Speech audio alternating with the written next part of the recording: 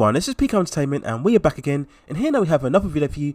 And in the lead up to Captain America Brave New World's release, I'm going to take a look back at all of the previous Captain America movies that have been released within the Marvel Cinematic Universe. Now there'll likely be spoilers here and possibly for all other films and series within the MCU, so just beware when going into this overall video. So as stated, we'll begin with the first Captain America movie within the MCU, which was released back on the 29th of July 2011, under the title Captain America the First Avenger. This was the fourth movie overall of the MCU in its infancy, or its first phase, after the first two successful Iron Man films from 2008 and 2010, The Incredible Hulk in 2008, and also Thor from 2011. Captain America the First Avenger was the second full live action movie of the iconic Marvel's comics character. It had actor Chris Evans in the lead role, starring alongside Hayley Atwell, Hugo Sebastian, Stanley Tucci, Tommy Lee Jones, and it was directed by Johnston. Set in the backdrop of the World War II era, it follows American Steve Rogers, who aspires to join the war effort, but is denied permission due to his small frail size and bad health. However, when Dr. Abraham Erskine hears of his desires and passion, he is convinced and recruits Steve into his special government project.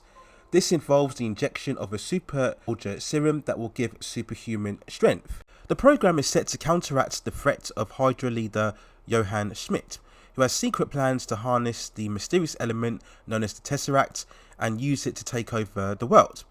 Despite coming under attack during the experiment, Steve successfully takes the serum and initially becomes a propagandic figure for the war, before eventually leading the army forces against Hydra, looking to defeat their plans for world domination.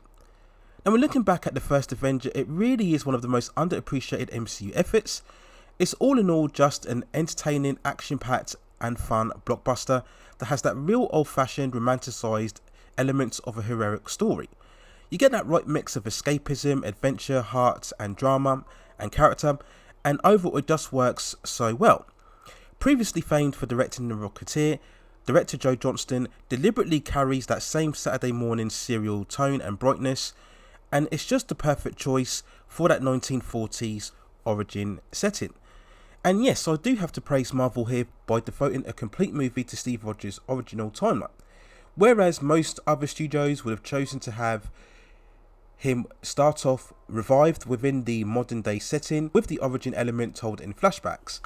But by going to the 40s setting, I think it was the right choice for the character, and it also gives the audience more time to look at the developments and the overall origin of his story. We talk of all of the cast who are absolutely great. Of course, in the lead role, Chris Evans provides that sufficient amount of earnesty, integrity and charisma that makes you believe and root for the character. And aesthetically, the costume, he absolutely looks the part, which was always a difficult costume to pull off in live action, but a grittier, more physical design here is far more convincing than the modern day version of what we saw in the first Avengers film. We were also introduced to the amazingly beautiful and lovely Hayley Atwell, all strong and curvaceous and stoic, and she's great as Peggy Carter, showing good charisma with all of the characters, especially Chris Evans. And it would be, of course, her fellow war officer who would go on to become one of the leading founders and members of the SHIELD government agency. It's always great to see Tommy Lee Jones as the leading army officer recruiting Steve and watching him through his training, but also especially Stanley Tucci as Dr. Abraham Erskine, and his earlier scenes with Steve Rogers, understanding his passion for the war effort, really carry the heart of the film and give it much needed character depth. But for all of its merits, there are some issues with the First Avenger, and strangely enough, the movie is least impactful when we first see Captain America himself.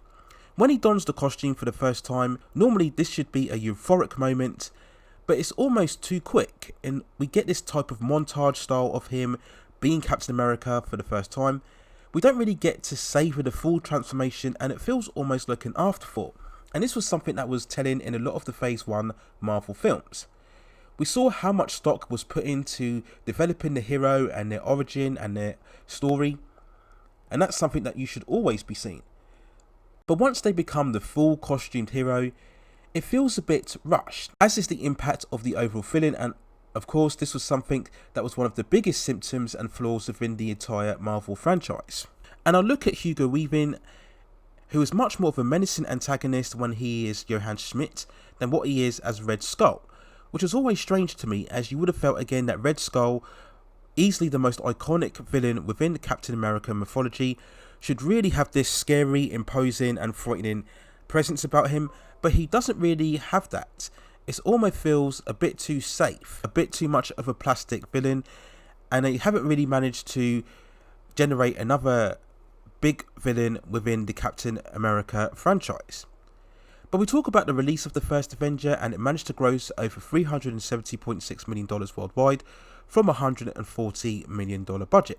So whilst not as successful as the first 2 Iron Man films or the first 4 film, this was still a solid starting block for a character that wasn't as well known in the mainstream cultural space as other Marvel imports such as X-Men or Spider-Man.